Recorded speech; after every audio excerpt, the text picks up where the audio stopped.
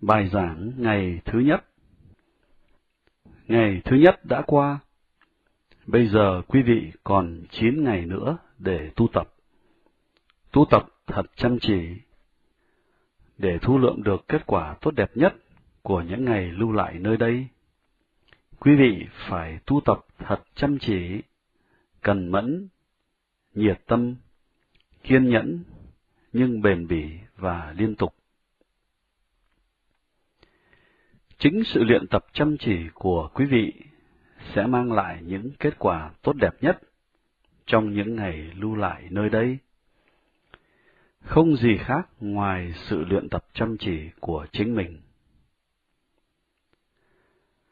Từ 4 giờ rưỡi sáng đến 9 giờ rưỡi tối, quý vị phải luôn tu tập thật cần mẫn, liên tục, không ngừng. Dĩ nhiên, vào mỗi buổi tối, khoảng 1 tiếng đến 1 tiếng rưỡi, sẽ có những buổi giảng pháp. Quý vị phải hiểu rằng các buổi giảng này không phải là bất cứ loại tiêu khiển trí thức nào. Các bài giảng này là để giúp quý vị hiểu phương pháp thiền, hiểu phương pháp ấy là gì và quý vị cần phải tu tập như thế nào. Nếu không hiểu biết về phương pháp thiền, quý vị có thể tu tập rất chăm chỉ, rất nhiệt tâm, nhưng có thể quý vị sẽ tu tập không đúng cách. Và nếu tu tập không đúng cách, thì quý vị không thể mong đợi kết quả tốt đẹp mà mọi người đạt được nhờ thực hành phương pháp thiền này. Do đó, những buổi giảng pháp buổi tối này là để giúp quý vị hiểu được nên tu tập như thế nào, rồi từ đó tu tập một cách thích hợp. Quý vị đã bắt đầu việc tu tập của mình bằng cách quan sát hơi thở vào, hơi thở ra. Khi hơi thở đi vào một cách tự nhiên, khi hơi thở đi ra một cách tự nhiên. Đây không phải là bài thể dục tập thở. Quý vị không nên kiểm soát hơi thở của mình, không cần phải điều hòa hơi thở.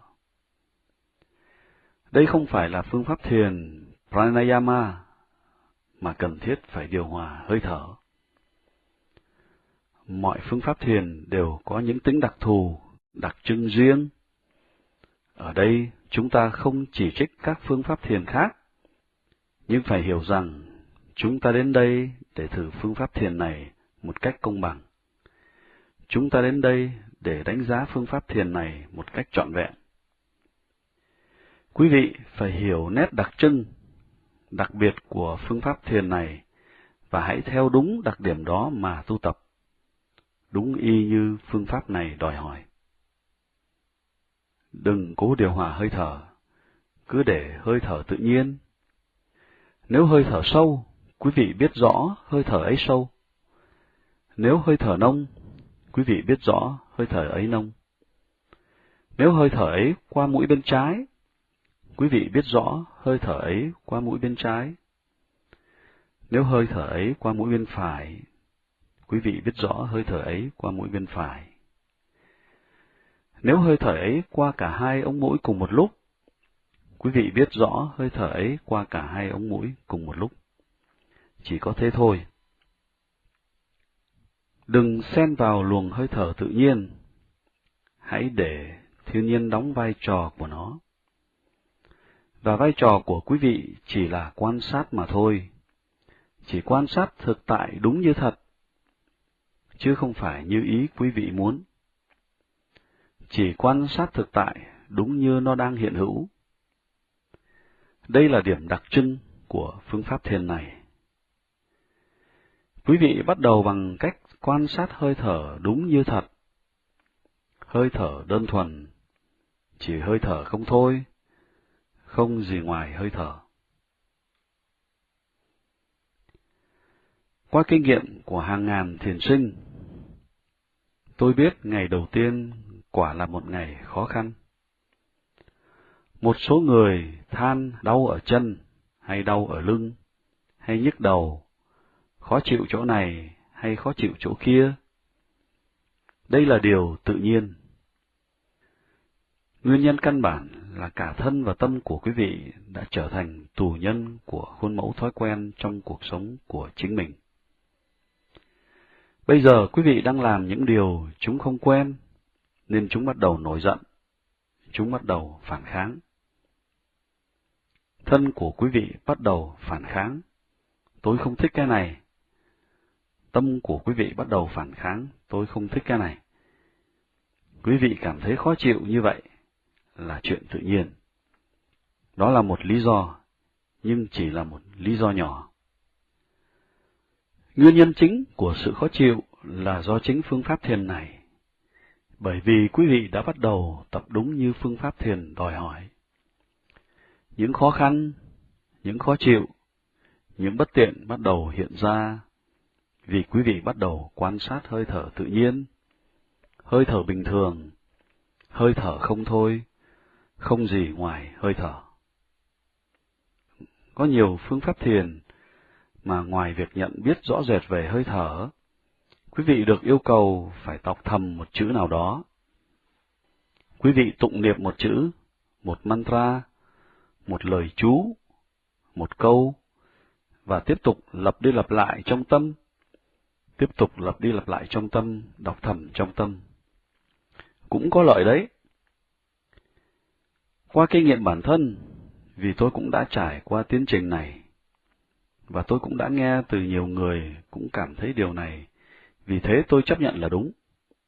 Là nếu quý vị thêm một lời nào đó, bất cứ lời nào, và lặp đi lặp lại, cùng với sự ý thức về hơi thở, tâm của quý vị sẽ được an tĩnh dễ dàng. Tâm sẽ được tập trung dễ dàng. Tương tự như thế, có nhiều phương pháp thiền, ngoài việc ý thức về hơi thở, thiền sinh được yêu cầu phải hình dung, phải tưởng tượng một hình ảnh, một hình dáng. Hình ảnh hay hình dáng của vị thần này, nữ thần kia, giáo chủ tôn giáo này hay giáo chủ tôn giáo kia, người mà quý vị rất kính trọng, rất tôn kính. Quý vị tiếp tục tưởng tượng hình ảnh ấy, hình dáng ấy, và thấy rằng tâm mình bắt đầu được tập trung một cách dễ dàng. Mọi sự khó chịu sẽ biến đi, qua đi. Tâm quý vị đang tĩnh lặng dần. Tâm càng lúc càng trở nên an tĩnh. Tâm càng lúc càng được định hơn.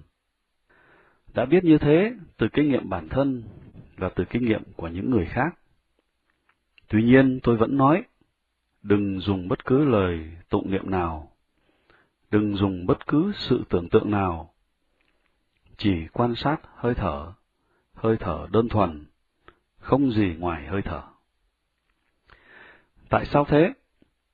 Phải có lý do chính đáng để không tụng niệm, không quán tưởng. Có nhiều lý do chính đáng để biết tại sao ta không nên làm như thế. Để hiểu tại sao, trước hết ta cần làm sáng tỏ điều này. Mục đích của phương pháp thiền này là gì? Mục tiêu là gì?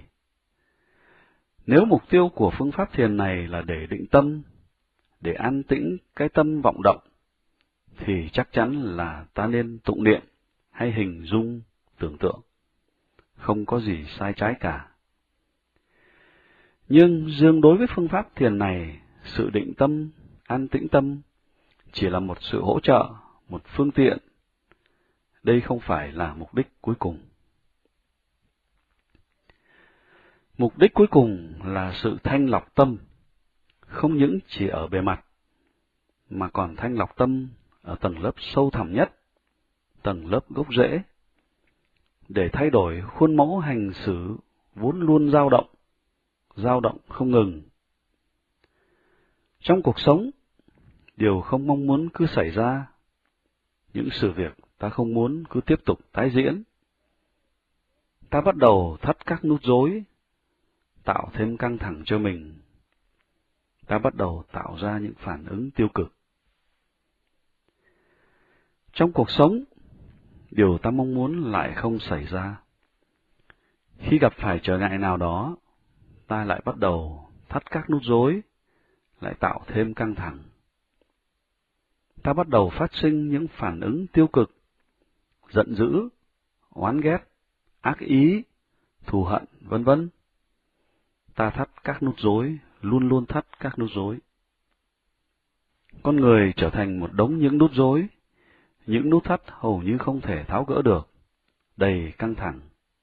Toàn thể cơ cấu thân xác đầy căng thẳng, toàn thể cơ cấu tinh thần đầy căng thẳng. Đôi khi ở bên ngoài, quý vị có thể cố giảm bớt căng thẳng, cố thư giãn cơ thể, thư giãn tinh thần. Có ích đấy, nhưng quý vị không bao giờ biết rằng ở tận đáy lòng luôn luôn có sự căng thẳng, có sự dao động không ngừng xảy ra. Bởi vì sự thắt buộc các nút rối này không ngừng xảy ra, vì sự phát sinh những phản ứng tiêu cực không ngừng diễn ra. Điều này làm cho ta vô cùng khốn khổ. Làm sao để thoát ra khỏi nỗi khổ này? Phương pháp thiền này giúp quý vị đi đến tận bề sâu của thực tại cơ cấu thân và tâm, và chứng nghiệm được sự thật về cơ cấu này. Phương pháp thiền này giúp cho quý vị hiểu ở mức độ thực nghiệm là ở đâu và bằng cách nào quý vị đã phát sinh ra tiêu cực, và ở đâu và bằng cách nào quý vị làm cho tiêu cực đó gia tăng bội phần. Quý vị phải đến tận cội nguồn khổ đau của quý vị. Chỉ có thế quý vị mới có thể thoát ra khỏi khuôn mẫu thói quen, nơi mà vì vô minh nên dù không muốn khổ, quý vị vẫn cứ bị khổ. Dù không muốn làm gia tăng nỗi khổ của mình, nhưng quý vị vẫn cứ tiếp tục làm gia tăng khổ đau. Bởi vì quý vị không biết những gì đang xảy ra sâu tận bên trong. Quý vị không biết, phương pháp thiền này sẽ giúp cho quý vị biết. Mọi thánh nhân, hiền nhân, nhà tiên tri trong quá khứ đều nói, hãy tự biết mình, hãy tự biết mình. Họ trở thành thánh nhân vì họ tự biết chính mình. Họ đã trải qua tiến trình khảo sát sự thật về chính họ. Hãy tự biết mình không những ở mức độ lý trí, nó không giúp ích được gì cả. Hãy tự biết mình ở mức độ thực sự, có nghĩa là ở mức độ thể nghiệm. Cái tôi nói, tôi này là cái gì? Cái cơ cấu thân xác vật chất này, cái cơ cấu tinh thần này, tổng hợp của cả hai, có phải đây là cái tôi không? Người ta tạo ra vô số ràng buộc vào cơ cấu thân xác này, vào cơ cấu tinh thần này, bằng cách tự đồng hóa mình với nó, cho nó là tôi. Và khổ đau phát sinh khi quý vị đồng hóa mình với thể xác và tinh thần. Khi quý vị phát triển sự ràng buộc vào cái tôi ấy, quý vị bắt đầu trở nên căng thẳng, quý vị bắt đầu thắt các nút rối, và khổ đau bắt đầu. Chỉ chấp nhận điều này ở mức độ lý trí không thôi, hay dù có chấp nhận nó vì lòng tin vào bậc giác ngộ đã nói như vậy, cũng chẳng giải quyết được gì cả. Quý vị phải khảo sát trọn vẹn sự thật, thực tại nơi chính mình, ở mức độ thực nghiệm. Tinh thần, vật chất, từ bề mặt, bề ngoài, ở mức độ thô thiển nhất, đi sâu dần đến tầng lớp vi tế nhất. Phương pháp thiền này sẽ giúp quý vị thăm dò sự thật của toàn thể lãnh vực vật thể, thăm dò sự thật của toàn thể lãnh vực tinh thần, ở mức độ thực nghiệm. Nếu muốn thực chứng chân lý ở mức độ thực nghiệm, ta phải chứng nghiệm ngay trong phạm vi cơ cấu thân xác này, chứ không phải ở bên ngoài. Như vậy, phương pháp thiền này sẽ giúp quý vị thăm dò thực tại trong phạm vi cơ cấu thân thể của chính mình, và hơi thở sẽ là phương tiện rất quan trọng cho quý vị. Hơi thở đơn thuần, chỉ hơi thở không thôi, đúng như hơi thở. Một lý do tại sao chúng tôi không muốn quý vị thực hành bất cứ một sự tụng niệm nào, hình dung nào. Một lý do nhỏ thôi, dĩ nhiên, nhưng vẫn là lý do quan trọng.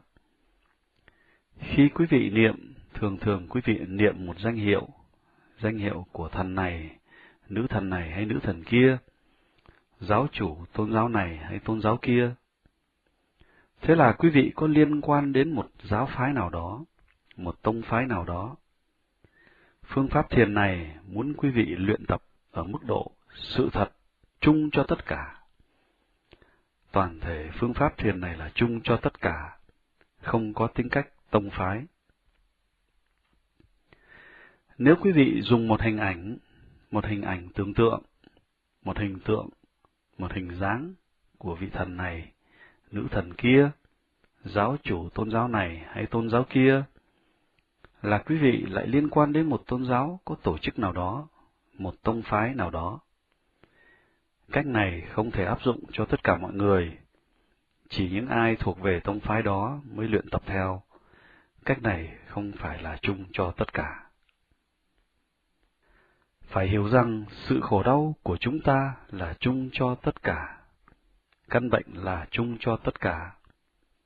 Khi một người phát sinh ra điều bất thiện, giận dữ, oán hận, ác ý, ham muốn dục vọng, sợ hãi, ngã mạn, bất cứ phản ứng tiêu cực nào, người ấy trở nên căng thẳng, trở nên khốn khổ. Điều này xảy ra với mọi người. Khi quý vị nổi cơn tức giận, quý vị có thể gắn cho cơn giận này cái nhãn hiệu nào? Cơn giận đã nổi lên, có phải đó là cơn giận Cơ đốc giáo, cơn giận Do Thái giáo, hay cơn giận Ấn giáo, hay cơn giận Phật giáo, hay cơn giận của người Mỹ, cơn giận của người Anh, hay cơn giận của người Nga? Cơn giận là cơn giận. Vì sự tiêu cực này, người ta phải chịu khổ đau. Một lần nữa, quý vị không thể gọi đây là khổ đau Ấn giáo, hay khổ đau Hồi giáo, hay khổ đau Cơ đốc giáo, hay khổ đau Do Thái giáo. Khổ đau, là chung cho tất cả. Căn bệnh là chung cho tất cả. Phương thuốc chữa trị phải là chung cho tất cả. Phương thuốc mang tính cách tông phái không thể giúp gì được. Vì thế, trong phương pháp thiền này, điều kiện cần thiết rất quan trọng là từng bước trên con đường này, từ lúc bắt đầu cho đến khi quý vị đến đích cuối cùng. Từng bước phải đi cùng với sự thật.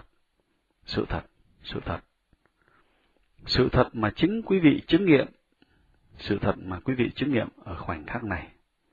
Cứ thế, từng khoảnh khắc một. Bất cứ sự thật nào tự biểu hiện trong phạm vi cơ thể của quý vị. Sự thật thuộc về cơ cấu thân xác này, cơ cấu tinh thần này. Quý vị cứ tiếp tục quan sát. Điều này là chung cho tất cả, giống nhau với mọi người. Rồi quý vị sẽ đạt đến đích cuối cùng. Đừng pha trộn kinh nghiệm của quý vị với bất cứ niềm tin nào, hay với giao điều nào, hay với tông phái nào, với bất cứ triết lý nào, từ truyền thống này hay truyền thống kia, cho dù có đúng đến thế nào đi nữa, dù có chân thực đến thế nào đi nữa. Thực tại mà quý vị không chứng nghiệm được, không phải là thực tại của quý vị. Thực tại do bậc giác ngộ như Đức Phật, hay Chúa Giêsu, hay Đấng Mohammed chứng nghiệm là thực tại của những vị này, chứ không phải của quý vị. Khi quý vị đi đến giai đoạn ấy và tự bản thân thực chứng được, chỉ đến lúc ấy nó mới trở thành thực tại của quý vị. Vì vậy, nên tu tập với thực tại mà quý vị trực tiếp chứng nghiệm trong cơ cấu thân thể của mình qua từng khoảnh khắc, là hơi thở mà quý vị cảm nghiệm qua từng khoảnh khắc. Đang thở vào, đây là thực tại của khoảnh khắc này. Đang thở ra, đây là thực tại của khoảnh khắc này. Nếu hơi thở ấy sâu, ta biết nó sâu. Nếu hơi thở ấy nông, ta biết nó nông. Như thế, hơi thở là đối tượng phổ quát, chung cho mọi người, không phải là đối tượng mang tính cách tông phái. Quý vị không thể nói hơi thở đang đi vào là hơi thở Ấn giáo, hay hơi thở Cơ đốc giáo, hay hơi thở của người Mỹ, hay hơi thở của người Nga. Hơi thở đang đi vào, hơi thở đang đi ra, đối tượng hơi thở là thực tại chung cho mọi người. Nếu quý vị tiếp tục tu tập với sự thật phổ quát, phương pháp thiền này sẽ đưa quý vị đi từ sự thật bề ngoài thật chắc đặc, nặng nề ở bề mặt, và quý vị sẽ thấy rằng từ ngày này sang ngày khác, trong suốt 10 ngày ở đây, mỗi ngày bằng cách đâm thủng xuyên thấu, phân chia ra, cắt rời ra, phân tán ra, làm tan rã ra, quý vị đang tiến tới thực tại vi tế hơn. Ngày này qua ngày khác, quý vị sẽ tiến từ thô thiển tới vi tế hơn. Và chắc chắn phương pháp thiền này sẽ đưa quý vị tới giai đoạn có thể chứng nghiệm được sự thật vi tế nhất. Sự thật vi tế nhất về thân ở mức độ kinh nghiệm, sự thật vi tế nhất về tâm ở mức độ kinh nghiệm, sự thật vi tế nhất về nội dung của tâm ở mức độ kinh nghiệm. Rồi sẽ đến lúc quý vị đã thăm dò hết lĩnh vực về thân và tâm. Quý vị sẽ có thể vượt qua lĩnh vực đó và chứng nghiệm được những gì vượt ra ngoài thân và tâm. Không có lời nào có thể giải thích được điều này. Cái đó cần phải được chứng kiến để thể nghiệm được. Đó là sự thật tối hậu. Toàn thể tiến trình là tiến trình làm cho quý vị nhận biết sự thật về chính mình. Hãy tự biết mình. Tiến trình nhận biết con người của mình trở thành tiến trình nhận biết về quy luật, về tự nhiên, về quy luật chung của vũ trụ. Rồi quý vị bắt đầu hiểu luật tự nhiên phổ quát khi chứng nghiệm sự thật bên trong bản thân. Luật tự nhiên chi phối toàn thể vũ trụ, cả loài có tri giác và vô tri vô giác, áp dụng cho mọi người, mọi sự vật. Điều này trở nên rất rõ ràng. Luật tự nhiên trừng phạt chúng ta ngay khi ta vi phạm luật. Bất cứ ai phạm luật sẽ bị trừng phạt tại chỗ và ngay lập tức. Và khi ta bắt đầu sống tương thuận với luật ấy như luật ấy muốn ta sống, chính luật này bắt đầu tưởng thưởng chúng ta. Điều này trở nên rất rõ ràng khi ta khảo sát sự thật về chính bản thân mình, sự thật về thân, sự thật về tâm, tổng hợp của cả hai, về sự tương quan giữa thân và tâm xảy ra trong từng khoảnh khắc. Khi quý vị tiếp tục quan sát sự thật này, quan sát nó như phương pháp thiền này muốn quý vị quan sát một cách đúng đắn, không trộn lẫn bất cứ cái gì vào, mọi sự sẽ trở nên rất rõ ràng. Thiên nhiên sẽ bắt đầu tự hé mở, toàn thể quy luật tự nhiên sẽ bắt đầu tự hé mở. Sự thật về thế giới, về vũ trụ sẽ trở nên rất rõ ràng, quy luật của vũ trụ sẽ trở nên hết sức rõ ràng. Lúc ấy, rất dễ dàng sống thuận với luật tự nhiên như luật ấy muốn ta sống, và cuộc đời sẽ tràn đầy hạnh phúc, an lạc, hòa hợp, không những chỉ ở bề mặt của tâm. Toàn thể con người, thân và tâm, tổng hợp của cả hai, sẽ tràn đầy an lạc, hòa hợp, hạnh phúc. Đây là mục tiêu của phương pháp thiền này.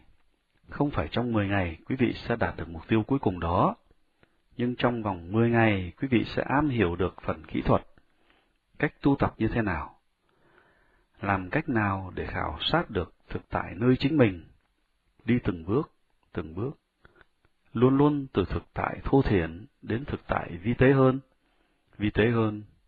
tế hơn nữa, mà không trộn lẫn bất cứ thứ gì khác với phương pháp thiền này. Thực tại mà quý vị chứng nghiệm được trong từng khoảnh khắc. Để bắt đầu việc này, hơi thở là một phương tiện rất quan trọng.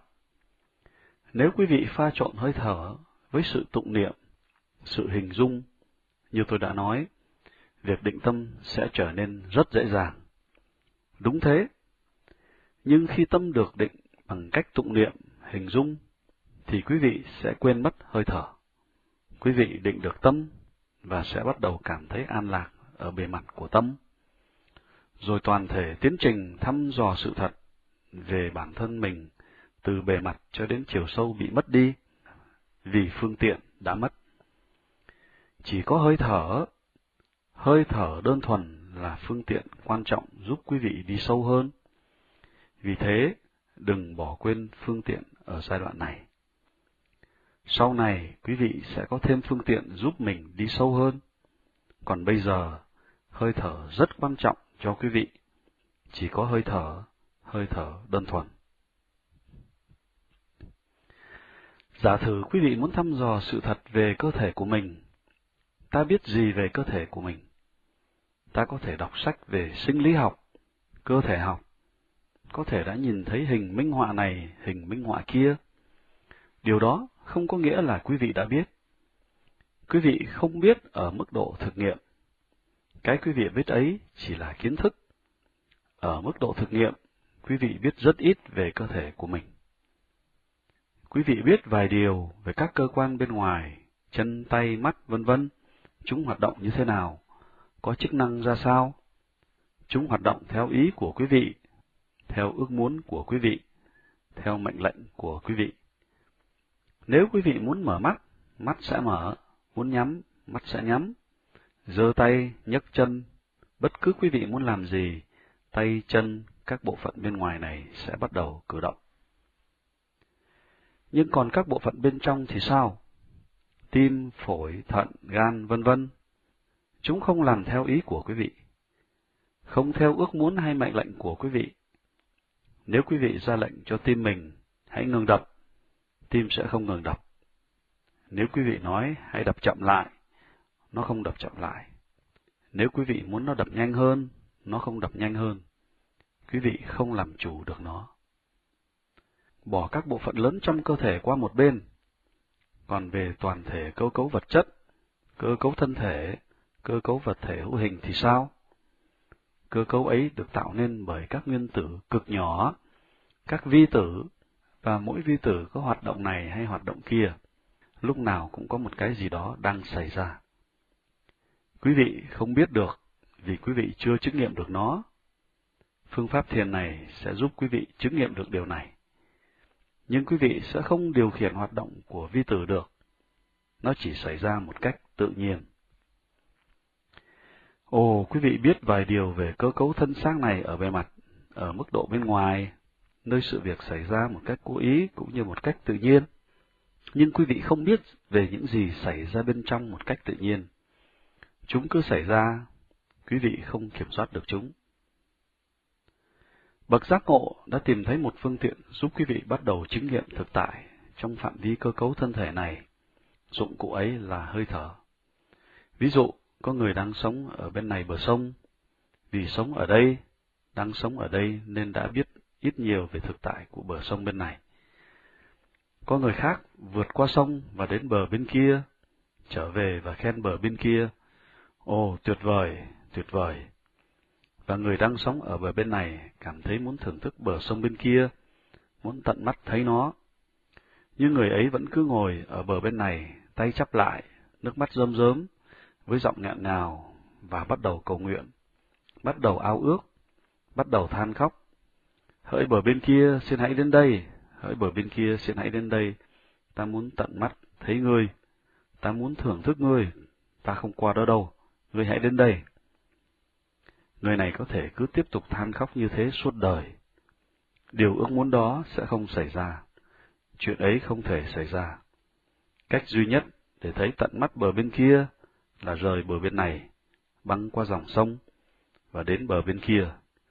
Đơn giản, có thế thôi. Chúng ta cần chiếc cầu nối bờ bên này với bờ bên kia, cần sự trợ giúp của chiếc cầu ấy để có thể thưởng thức và thấy tận mắt bờ bên kia. Hơi thở có tác dụng như chiếc cầu nối. Lãnh vực thuộc cơ cấu thân thể quan trọng này của quý vị là hơi thở, được nối liền với lãnh vực xa lạ nơi mọi sự đang xảy ra hoàn toàn tự nhiên. Hơi thở này nối liền hai lãnh vực đó. Sự hô hấp là một hoạt động của cơ thể vận hành theo hai cách, cố ý và tự nhiên. Nếu quý vị muốn một hơi thở cố ý, hơi thở sâu, đúng, quý vị có thể có hơi thở sâu. Nếu quý vị muốn có hơi thở nông, quý vị có thể có hơi thở nông. Ngay cả khi quý vị muốn ngưng thở, quý vị có thể ngưng thở khoảng nửa phút. Và khi quý vị không ra lệnh hay sai khiến hơi thở, nó sẽ đi vào, đi ra, đi vào, đi ra một cách tự nhiên. Như thế, hơi thở hoạt động theo hai cách. Đó là lý do tại sao quý vị lại dùng hơi thở. và với sự trợ giúp của hơi thở, quý vị đi đến mé bên kia, bờ bên kia của thực tại về cơ cấu thân xác này. Đây là điều quý vị đã bắt đầu làm. Trong 10 ngày này, thêm nhiều sự thật về cơ cấu thân xác này sẽ tự thể hiện. Chỉ khi nào chứng nghiệm được chúng, quý vị mới nên chấp nhận chúng, chứ không chấp nhận chúng vì lời giảng này, vì thầy của quý vị đã nói như vậy, không phải vì kinh điển nào đó đã nói như vậy, không phải vì các nhà khoa học đã nói như thế, không phải vì đấng giác ngộ Đức Phật đã nói như thế, mà hãy chấp nhận bằng sự chứng nghiệm của chính quý vị, bằng kinh nghiệm của chính mình, trong từng khoảnh khắc, từng khoảnh khắc. Hơi thở sẽ giúp quý vị, và chẳng bao lâu, quý vị sẽ hiểu ra rằng hơi thở cũng giúp quý vị thăm dò lĩnh vực tinh thần. Mới đầu, hơi thở có vẻ như là hoạt động của cơ thể, đi vào, đi ra, nhưng không sớm thì muộn, quý vị sẽ bắt đầu nhận biết rằng hơi thở có liên quan nhiều đến tâm, và hơi thở có liên quan nhiều đến những bất tịnh trong tâm, những ô nhiễm, những tiêu cực. Khi tu tập, quý vị sẽ bắt đầu nhận ra rằng khi tâm bắt đầu chìm đắm trong bất cứ điều tiêu cực nào, giận dữ, oán hận, ác ý, thù ghét, đam mê, sợ hãi, bất cứ điều nào, khi ấy sự hô hấp và hơi thở mất đi nhịp đập bình thường. Hơi thở không còn bình thường nữa, nó trở nên hơi nặng, nó trở nên hơi nhanh. Và khi điều tiêu cực đó mất đi, quý vị thấy rằng hơi thở của mình lại trở nên bình thường. Hơi thở có liên hệ mật thiết đến tâm, cũng như đến những tiêu cực trong tâm của quý vị. Thực tại này càng ngày càng trở nên rõ ràng hơn. Quý vị tới đây để đi đến tận nguồn gốc của khó khăn hàng ngày của quý vị, có nghĩa là nguồn gốc của những điều tiêu cực. Ở lĩnh vực tinh thần, hơi thở sẽ giúp quý vị đi đến đáy sâu của vấn đề, nơi sự tiêu cực khởi sinh. Nó cũng sẽ giúp quý vị thăm dò thực tại về tâm của quý vị. Ở cấp độ vật chất, cả ngày quý vị chỉ quan sát hơi thở vào, hơi thở ra, đi vào, đi ra, đi qua ống mũi bên trái, qua ống mũi bên phải, qua cả hai ống mũi, hơi thở sâu, nông, hay như thế nào đi nữa. Quý vị chỉ quan sát nó. Đó là sự quan sát sự thật về cơ cấu thân thể của quý vị. Tối nay và cả ngày mai, quý vị sẽ bắt đầu chứng nghiệm sự thật về cơ cấu thân thể của quý vị ở cấp độ vi tế hơn một chút, sâu xa hơn một chút. Sự thật ấy luôn tồn tại ở đấy, nhưng quý vị chưa bao giờ chứng nghiệm được. Bây giờ quý vị sẽ bắt đầu thể nghiệm nó. Phải hiểu rằng, sự thăm dò ở giai đoạn này ở trong một khu vực nhỏ. Quý vị phải thăm dò thực tại trong khu vực giới hạn này. Có đường đáy là môi trên bao trùm toàn thể khu vực hai ống mũi. Quý vị cứ tiếp tục chú ý đến cửa mũi và đường ống trong khoang mũi. Và quý vị ý thức được hơi thở đi qua khu vực này. Nếu khu vực này nhỏ, quý vị sẽ nhận ra rằng vì tập chú tâm vào khu vực nhỏ hẹp hơn, tâm của quý vị trở nên sắc bén hơn, tinh tế hơn, sắc bén hơn, càng lúc càng nhạy cảm. Nó bắt đầu cảm nhận được những thực tại vi tế hơn. Nếu tập ở khu vực rộng lớn hơn, tâm sẽ không trở nên sắc bén dễ dàng như thế. Đó là lý do tại sao bậc giác ngộ khuyên quý vị tập ở khu vực nhỏ hẹp. Sau 1 hay 2 ngày, quý vị cũng sẽ thu hẹp khu vực này. Khu vực ý thức càng nhỏ, chắc chắn tâm của quý vị sẽ càng trở nên sắc bén hơn. Tâm càng lúc càng trở nên sắc bén để cảm nhận thực tại vi tế hơn. Tối nay và ngày mai, quý vị sẽ bắt đầu cảm nhận được. Có thể ngay ngày hôm nay, quý vị đã bắt đầu cảm nhận được. Quý vị sẽ bắt đầu cảm nhận được sự xúc chạm của hơi thở. Xúc chạm của hơi thở vào, xúc chạm của hơi thở ra. Ở bất cứ chỗ nào trong khu vực giới hạn này, không nhất thiết là phải xúc chạm khắp nơi trong khu vực ấy. Bất cứ nơi nào ở bên trong mũi, hay ở vành ngoài cửa mũi, hay có thể ở khu vực phía dưới mũi, trên môi trên. Bất cứ chỗ nào trong khu vực giới hạn này mà quý vị cảm nhận được sự xúc chạm, quý vị chỉ cần ý thức nó thôi, không làm gì hết. Toàn thể phương pháp thiền này là chỉ ý thức. Nếu cảm nhận được sự xúc chạm, quý vị ý thức được có sự xúc chạm. Nếu quý vị không cảm nhận được, quý vị không cảm thấy gì cả. Quý vị chỉ ý thức về hơi thở, đi vào, đi ra, nhưng chú trọng vào sự xúc chạm. Rồi ngày mốt, quý vị sẽ nhận ra rằng quý vị đã bắt đầu cảm nhận được thực tại còn vi tế hơn. Ngày sau đó thực tại còn vi tế hơn nữa. Cứ như thế, quý vị sẽ đi từ thực tại thu thiền đến thực tại vi tế nhất, thuộc về thân xác hữu hình này và cũng thuộc về tâm nữa. Hôm nay không ai bảo quý vị quan sát tâm mình, nhưng vô tình quý vị đã quan sát tâm mình. Quý vị đã để ý thấy tôi đang mang loại tâm gì. Quý vị được yêu cầu quan sát hơi thở. Quý vị mới quan sát chưa được 2 hơi thở và tâm đã phóng đi mất. Tâm này đã đi chỗ nào khác. Và sau một lúc lâu, quý vị mới nhận thấy, tâm ta đã đi đâu mất rồi. Tôi ở đây là để quan sát hơi thở mà tâm lại đi đâu mất rồi. Một lần nữa, sau 1 hay 2 hơi thở, tâm lại bỏ đi chỗ khác.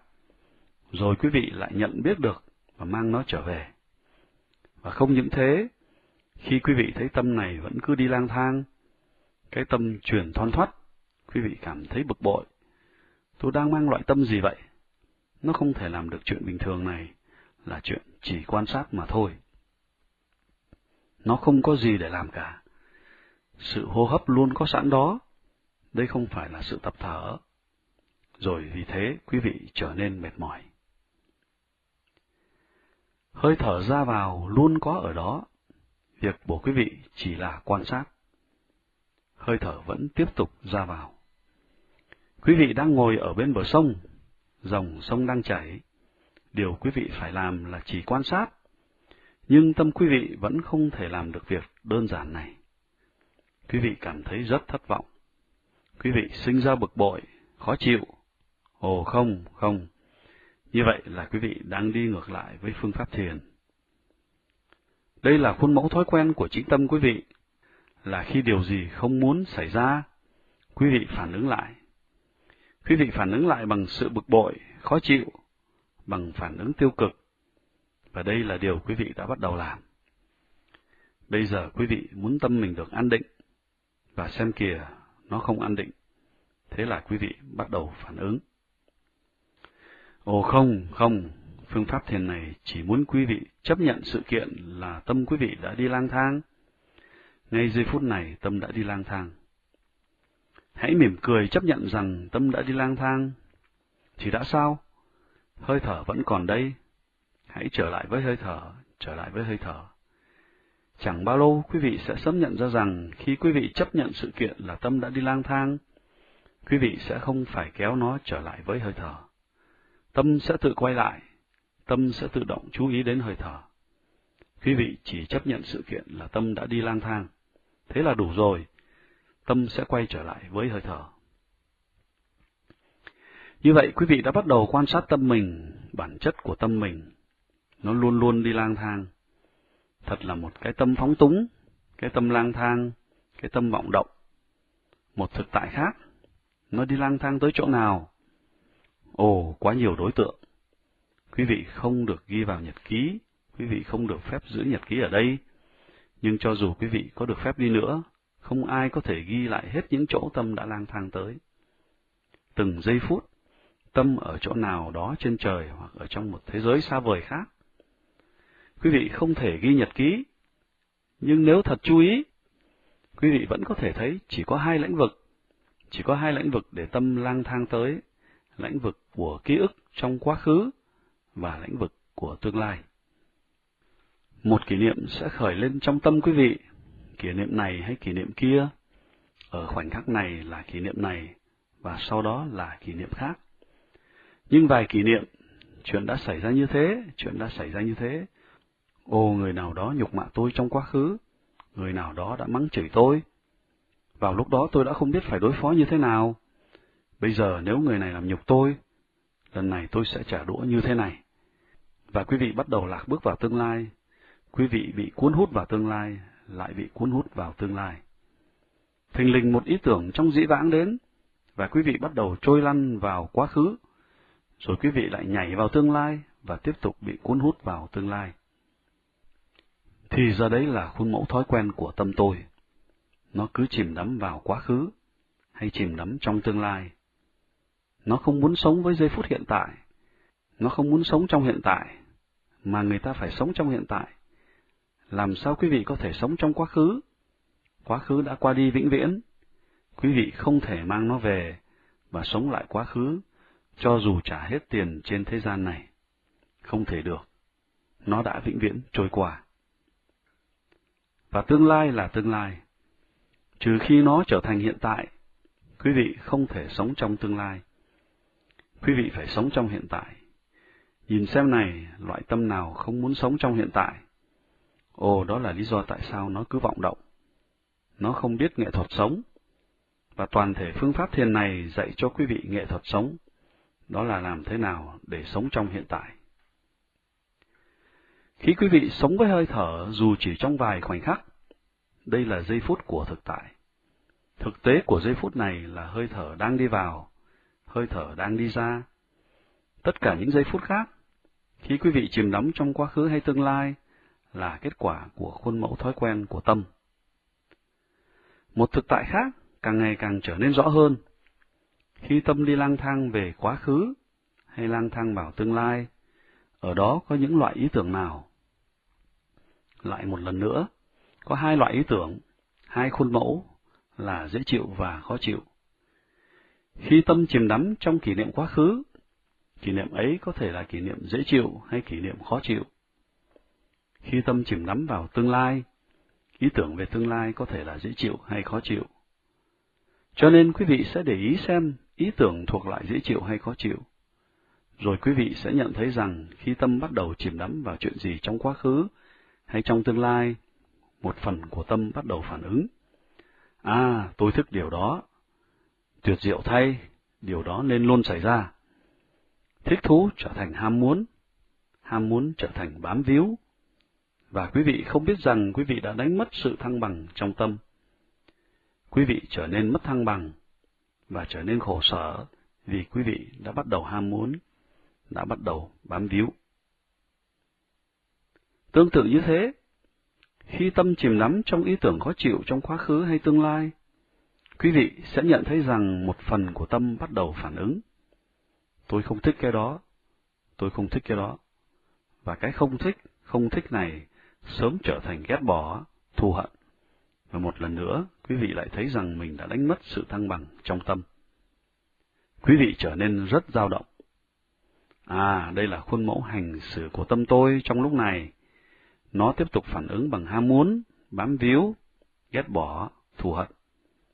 Theo ngôn ngữ thời Đức Phật, điều này được gọi là raga. Raga có nghĩa là ham muốn, và dosa có nghĩa là ghét bỏ. Như vậy, lúc nào cũng ham muốn, ghét bỏ, ham muốn, ghét bỏ. Vì thế lúc nào cũng luôn dao động.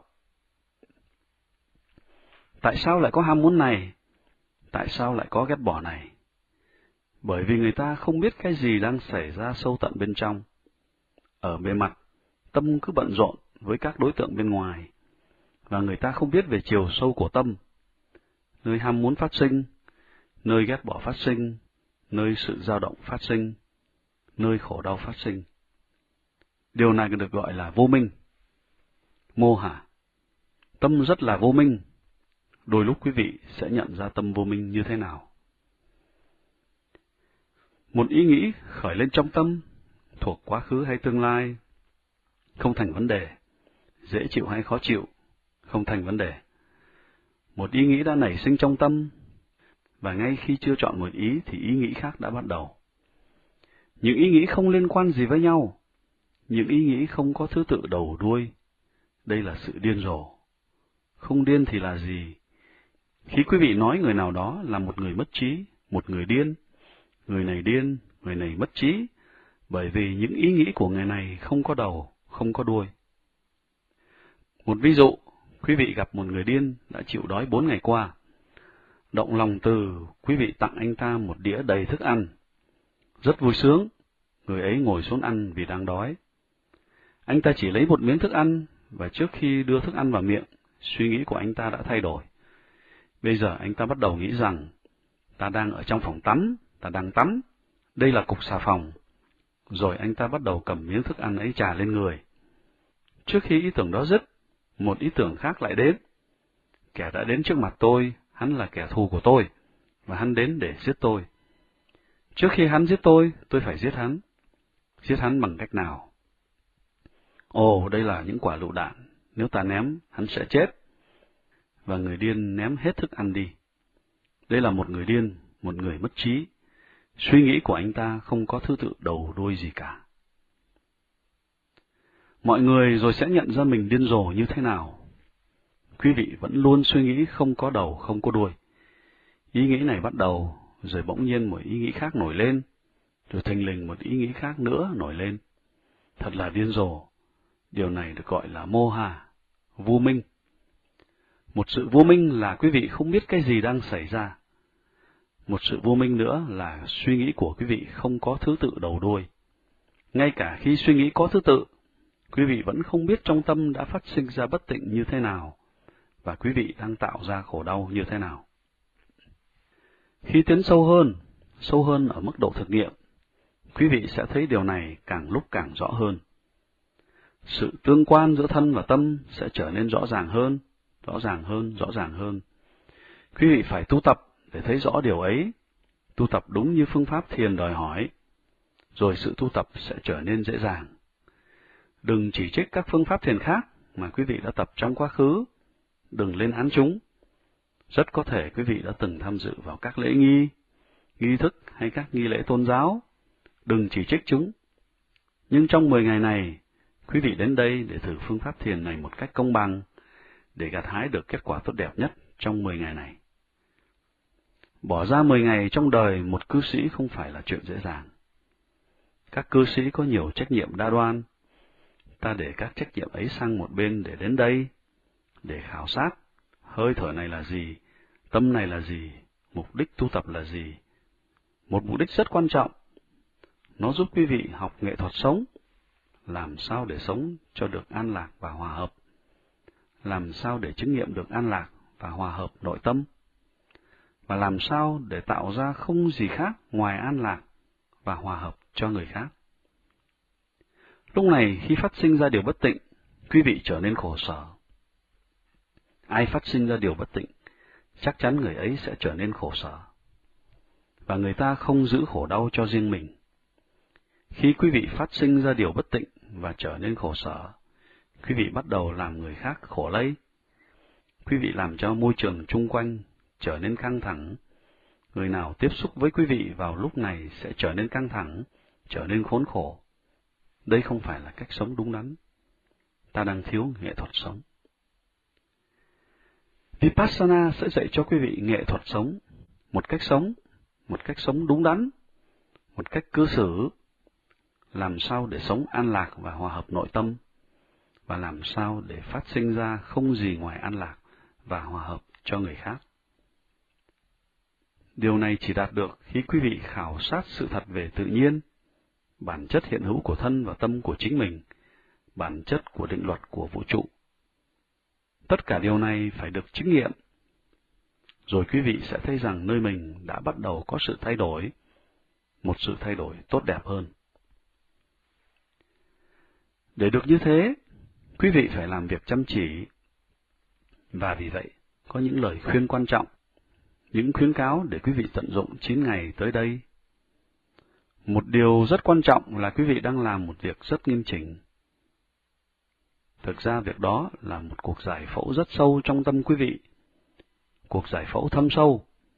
Và khi quý vị chịu đựng một cuộc giải phẫu rất sâu, những phức cảm bám rễ sâu bắt đầu trồi lên trên bề mặt. Đương nhiên là khi mổ xẻ vết thương, máu mủ sẽ trồi lên trên bề mặt. Điều này tốt cho quý vị, nhưng tiến trình mổ vết thương và lấy mủ ra rất khó chịu. Quý vị phải đối diện với nó. Hãy can đảm chấp nhận nó. Tôi phải cắt vết thương để lấy mủ ra, và mọi trải nghiệm khó chịu đều có lợi cho tôi. Như tôi đã nói, những khó chịu quý vị bắt đầu cảm thấy hôm nay là một phần của tiến trình đó. Quý vị đã bắt đầu cuộc giải phẫu tâm. Vết thương bị cắt ra và máu mủ đã bắt đầu trồi lên trên bề mặt. Bây giờ quý vị phải đối diện với thực tại, đối diện với nó, tươi cười đối diện với nó. Quý vị phải đối diện nó. Một ví dụ, ở phương Đông, khi người nội trợ nấu thức ăn, bà ta dùng bếp than, than nóng đỏ. Món ăn đã nấu chín và bây giờ không cần lửa nữa. Người ta muốn dùng lại than này trong lần nấu ăn tới. Để dập tắt ngọn lửa, họ vốc nước dội vào đống than đang cháy. Bản chất của than là nóng, rất nóng, nóng bỏng. Bản chất của nước là lạnh. Khi nước và lửa gặp nhau, cái lạnh này, cái nóng này tạo thành một sự va chạm mạnh, một phản ứng mạnh. Và có một phản ứng mạnh xảy ra. Xèo. Có tiếng xèo ở đó. Họ dội một vốc nước khác và lại nghe tiếng xèo. Nếu người ta tiếp tục vốc nước dội vào, xèo, xèo, xèo, cho đến khi nhiệt độ của than bằng với nhiệt độ của nước, than không còn nóng nữa. Rồi quý vị có thể dội một chậu nước đầy, không nghe tiếng xèo nữa. Do đó nên hiểu, có thể quý vị đang thiền trong 1 giờ, và quý vị sẽ có một khoảnh khắc tâm quý vị ở cùng với hơi thở đi vào, đi ra, là thực tại của giây phút này. Không có vô minh, đây là sự thật. Không có sự tưởng tượng nào cả, và không có ham muốn, không có ghét bỏ. Khi hơi thở đi vào, quý vị không bắt đầu ham muốn. Tôi muốn có thêm hơi thở, thêm hơi thở. Hơi thở có sẵn đó, ham muốn để làm gì? Khi hơi thở đi ra, quý vị không nói rằng, tôi không muốn hơi thở, tôi không muốn hơi thở. Hơi thở đi ra để lại trở vào. Hơi thở đi ra để lại trở vào. Quý vị chỉ giữ sự bình tâm. Quý vị chỉ quan sát. Trong khoảnh khắc đó, khi tâm quý vị bình thản, quan sát sự thật đúng như thật, không có vô minh, chỉ sống với thực tại, không ham muốn, không ghét bỏ. Đó là khoảnh khắc tuyệt vời. Trong khoảnh khắc đó, một phần của tâm quý vị trở nên hết sức trong sạch, nhưng vẫn còn có nhiều rác rưởi bên trong, là tất cả những bất tịnh và tiêu cực mà quý vị đã tích lũy sâu trong tâm. Khi sự tinh khiết của khoảnh khắc này va chạm với những bất tịnh đó, có sự bùng nổ lớn, sự bùng nổ của núi lửa, một tiếng bùm lớn, và cái đó trồi lên trên bề mặt. Đau ở chân, đau ở lưng, đau ở đầu. Ồ, khó chịu quá, ồ, khó chịu quá. Ta nên bỏ đi thôi. Chẳng tốt lành gì cho ta cả. Tất cả những điều này chắc chắn sẽ xảy đến với quý vị. Hãy cương quyết khẳng định đây là cuộc giải phẫu tâm của mình. Khi có giải phẫu cơ thể do một bác sĩ phẫu thuật thực hiện, một người ngoài, một người khác, và quý vị bị chụp thuốc mê, quý vị không biết chuyện gì đang xảy ra cả. Nhưng ở đây, quý vị phải tự giải phẫu mình, không bị chụp thuốc mê, và quý vị phải đối diện với bất cứ những gì xảy đến trong lúc này. Hãy can đảm lên, hãy đối diện với nó, vì lợi ích của quý vị. Đấy là cách mà quý vị bắt đầu thay đổi khuôn mẫu hành xử của tâm mình. Hãy đối diện với nó và phát triển sức mạnh tinh thần, bởi vì quý vị không được dùng thuốc mê. Quý vị phải phát triển phẩm chất dũng mãnh cho tâm. Một sự cương quyết trong tâm là tôi sẽ giữ tất cả các quy tắc, điều lệ. Giống như quý vị nhập viện, quý vị phải chấp nhận mọi nội quy của bệnh viện. Cũng tương tự, hiện giờ quý vị đã đến ở trong một bệnh viện. Chúng ta không gọi nơi đây là bệnh viện tâm thần. Quý vị đã đến ở trong một bệnh viện. Đúng rồi, quý vị đến đây để thanh lọc tâm, làm cho tâm lành mạnh. Quý vị phải tuân theo mọi điều lệ, mọi nội quy.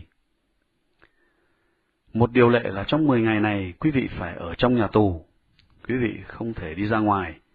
Quý vị không thể đi ra ngoài. Trước khi tới khóa thiền này, những người muốn tham dự được hỏi, quý vị có sẵn sàng để ở đây 10 ngày không? Khi họ đến đây học, họ lại được hỏi, quý vị sẵn sàng chưa? Này, hãy đọc các điều lệ này, ký tên vào, quý vị có sẵn sàng chưa? Rồi có người lại nhắc trong buổi họp, quý vị sẵn sàng chưa?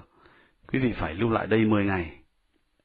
Tuy nhiên, từ kinh nghiệm của nhiều người đã đến đây và kinh nghiệm từ nhiều khóa thiền, chúng tôi nhận thấy rằng khi ngày đầu trôi qua, cuộc giải phẫu đã bắt đầu. Vào ngày thứ hai, sự dao động xảy ra, và không phải tất cả nhưng có một số người yếu lòng, họ cảm thấy muốn bỏ chạy. Ồ, việc này chẳng tốt lành gì cho tôi cả, để lúc khác, tôi sẽ đến vào lúc khác. Và người ta muốn bỏ chạy. Rồi một lần nữa, vào ngày thứ tư, một cuộc giải phẫu sâu hơn bắt đầu. Và vào ngày thứ năm, ta đi sâu hơn nữa. Vào ngày thứ sáu, sự dao động này lại xảy ra cho một số người. Tôi muốn bỏ chạy, tôi muốn bỏ chạy. Vào ngày thứ hai, ngày thứ sáu, sự dao động lớn xảy ra. Hãy đối diện với chúng. Hãy can đảm đối diện với những dao động này với lòng cương quyết. Tôi sẽ ở đây 10 ngày. Tôi phải dập bỏ mớ rác rưởi ở sâu trong tâm. Tất cả máu mủ từ vết thương phải chảy ra. Nó khó chịu, nhưng tốt cho tôi. Tôi sẽ đương đầu với nó. Tương tự như thế, ví dụ quý vị đến bệnh viện để làm một cuộc giải phẫu cơ thể, mà mới được nửa chừng, giả sử quý vị nói với bác sĩ phẫu thuật, ồ, thôi, đủ rồi, tôi sẽ trở lại sau này để được giải phẫu tiếp. Chuyện này không bao giờ xảy ra cả. Bác sĩ giải phẫu sẽ không cho phép như vậy. Vị bác sĩ ở khóa thiền này cũng không cho phép như vậy. Không tốt cho quý vị khi bỏ đi ngay giữa khóa. Do đó nên có sự quyết tâm. Tôi sẽ không bỏ đi. Hãy để bất cứ chuyện gì xảy ra. Một quyết tâm khác là tôi sẽ tôn trọng các điều lệ, đặc biệt là thời khóa biểu. Tôi phải có mặt tại thiền đường lúc 8 giờ sáng. Tôi phải có mặt sớm hơn vài ba phút, và lúc 8 giờ sáng, tôi đã ngồi, tôi đã bắt đầu hành thiền. Nếu quý vị vừa đi vừa nói nhảm nhí, tán gẫu, trì hoãn, nhìn chỗ này ngó chỗ kia, và trễ 10 phút, 15 phút, thì chẳng thành tựu được gì cả. 8 giờ, đúng 8 giờ, quý vị phải bắt đầu đúng 8 giờ. Thời giờ rất quan trọng, mọi giây phút đều rất quý giá đối với quý vị. Và kế đến, buổi ngồi thiền, quý vị phải ngồi thiền từ 8 đến 11 tiếng mỗi ngày. Hãy ngồi thiền, chứ không phải bây giờ có thì giờ tôi đã ngồi được 1 tiếng, đủ rồi, để tôi đi giặt quần áo, tôi sẽ đi tắm, tôi sẽ làm việc này, việc kia. Ồ, không được như thế. Thời gian ngồi thiền là thời gian ngồi thiền. Hãy có quyết tâm. Một sự quyết tâm khác nữa là mỗi ngày 3 lần, sáng từ 8 đến 9 giờ, trưa từ 2 giờ rưỡi đến 3 giờ rưỡi, chiều tối từ 6 đến 7 giờ. Quý vị phải ở trong thiền đường. Cứ để bất cứ chuyện gì xảy ra, tôi cương quyết, tôi sẽ không ra khỏi thiền đường. Tôi có thể thay đổi tư thế ngồi, không sao cả. Sau 3 hay 4 ngày, ngay cả đến tư thế ngồi, quý vị cũng không thay đổi. Bây giờ đừng sợ việc đó. Ở giai đoạn này, quý vị có thể thay đổi tư thế ngồi, nhưng phải ở trong thiền đường. Điều này giúp tâm quý vị vững mạnh. Sự quyết tâm, một sự quyết tâm mạnh mẽ sẽ giúp quý vị. Một khuyến cáo khác nữa, bất cứ khi nào cảm thấy mệt, quý vị được phép nằm và nghỉ trong phòng ngủ, và không nên nằm quá 5 phút. Khi nằm xuống, quý vị cảm thấy dễ chịu, quý vị tự nhủ, sao chỉ được 5 phút? Có lẽ sự cấm đoán này dành cho những người vô minh. Tôi rất thông minh, tôi không cảm thấy buồn ngủ, tôi biết tôi đang ý thức về hơi thở. Thì đã sao? 10 phút tôi đang ý thức về hơi thở, tôi là người rất thông minh, không sao cả. 15 phút, quý vị cảm thấy buồn ngủ, nửa giờ trôi qua, rồi quý vị bắt đầu ngáy. Và rồi người khác trong cùng khu nhà ở nghe quý vị ngáy, ồ thật tuyệt, tôi cũng sẽ nằm. Ngáy, toàn thể khu nhà ở trở thành nhà ngáy. Cả trung tâm thiền sẽ biến thành trung tâm thiền ngáy ngủ. Quý vị đến đây để lúc nào cũng tỉnh thức, luôn luôn tỉnh giác, từng giây từng phút. Vì thế, không nằm xuống qua 5 phút, rồi lại ngồi, càng lúc càng tu tập nhiều hơn trong tư thế ngồi. Một rủi ro khác, một nguy hiểm khác là việc tu tập ngoài trời. Trong giai đoạn này, hãy tu tập trong nhà. Nếu quý vị ngồi thiền ngoài trời có nắng và gió, như thế không tốt. Dĩ nhiên sau này, một bậc giác ngộ trở thành giác ngộ khi ngồi dưới gốc cây, ngoài thiên nhiên, giữa trời bao la. Nhưng điều đó đòi hỏi một sự tu tập thuần thục.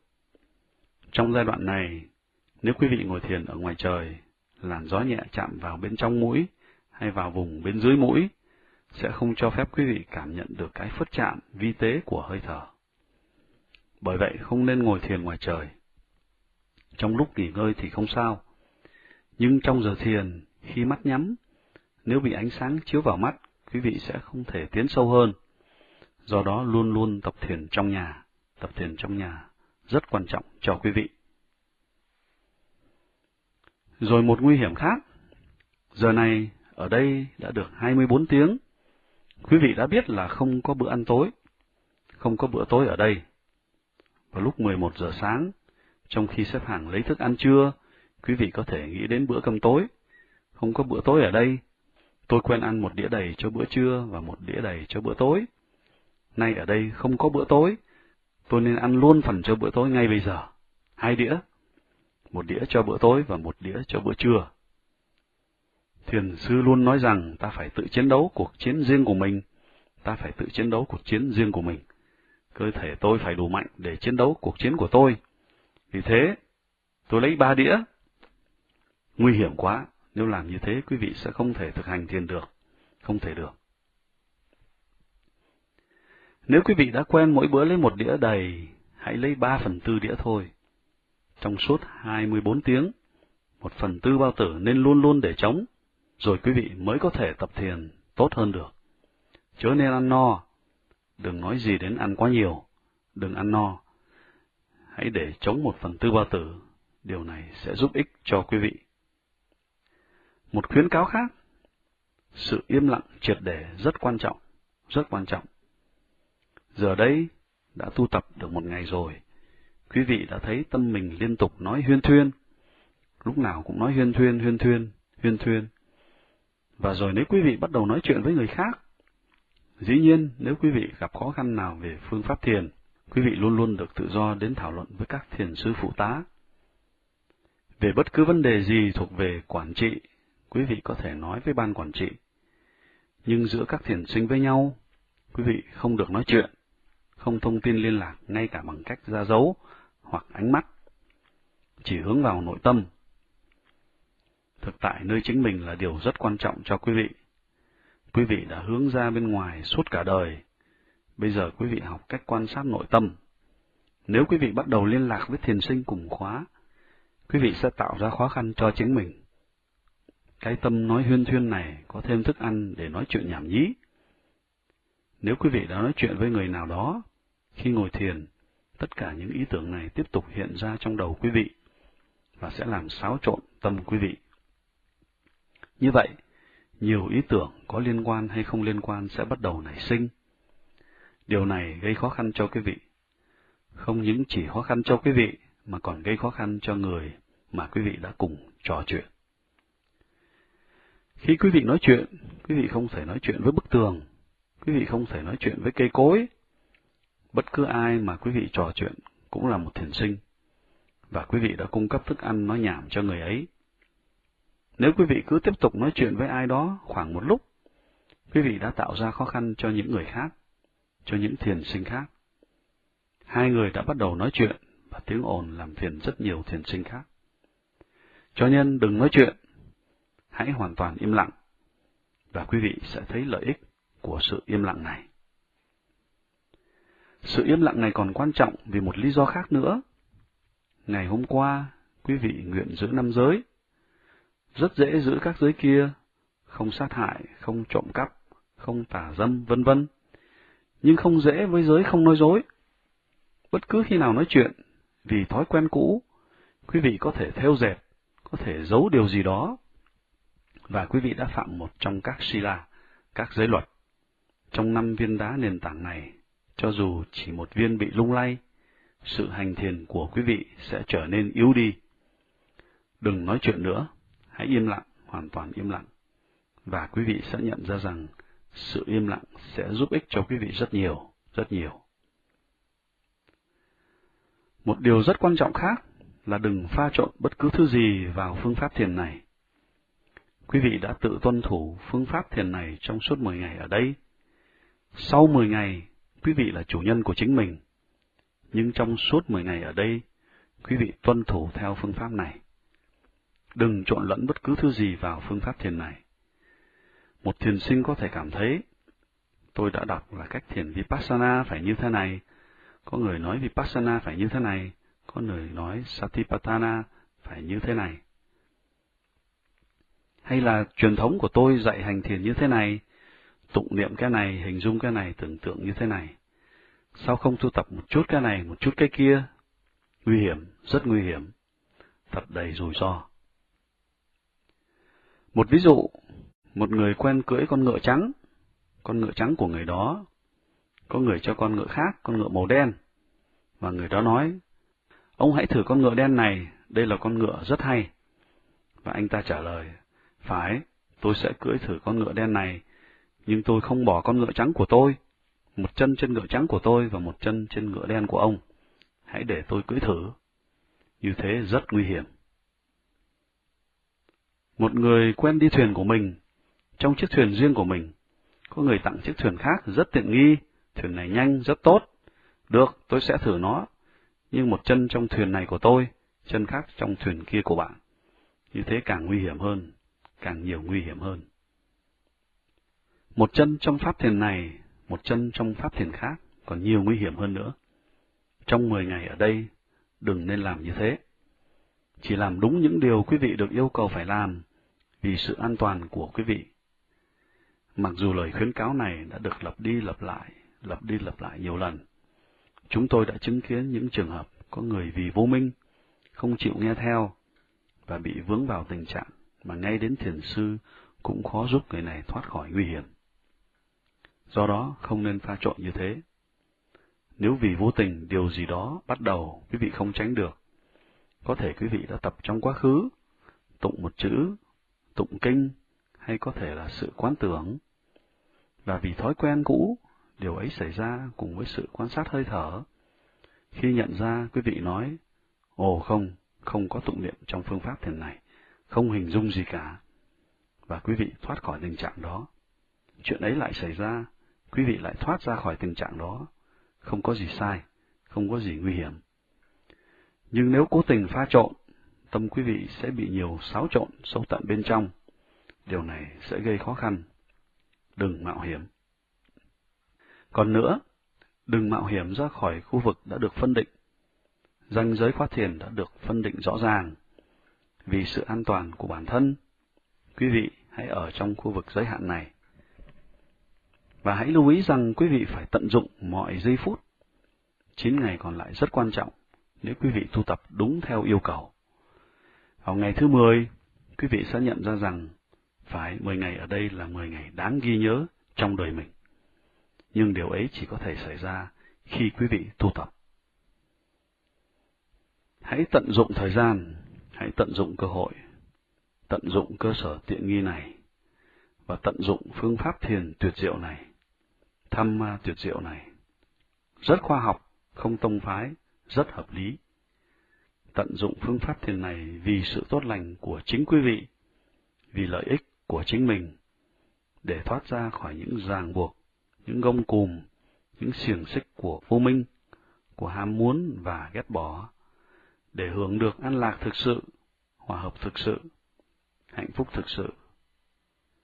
Cầu chúc cho tất cả quý vị hưởng được an lạc thực sự, hòa hợp thực sự, hạnh phúc thực sự. Bhagavatu Sarva Mangalam Bhagavatu Sarva Mangalam Bhagavatu Sarva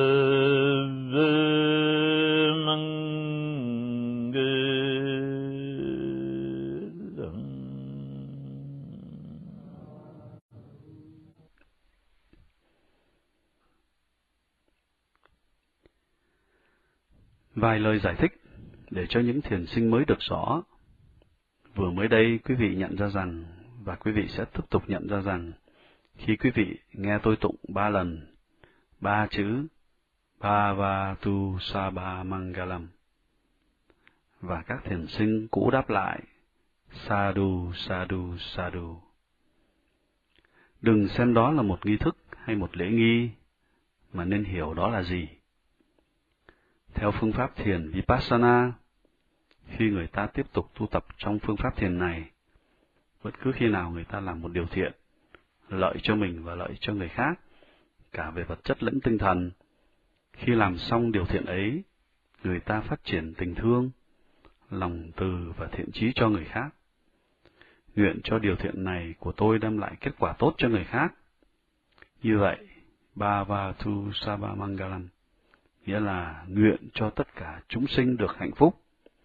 Nguyện cho tất cả chúng sinh được hạnh phúc. Nguyện cho tất cả chúng sinh được hạnh phúc. Rồi những thiền sinh lắng nghe, họ cũng phát sinh và phát triển phẩm chất của tình thương yêu, từ tâm và thiện chí đến cho người khác. Họ trả lời Sadhu, ồ lành thay, chúng tôi cũng tán đồng với ước nguyện tốt lành của Thầy. Chúng tôi cũng cầu chúc, nguyện cho tất cả chúng sinh được hạnh phúc. Nếu quý vị phát triển thiện tâm về tình thương yêu và từ tâm này đến cho người khác, thì hãy nói Sadhu, Sadhu, Sadhu. Nếu không, đừng để nó biến thành một nghi thức hay một lễ nghi. Bây giờ quý vị hãy nghỉ khoảng 5 phút rồi bắt đầu trở lại. Hãy đi nghỉ khoảng 5 phút.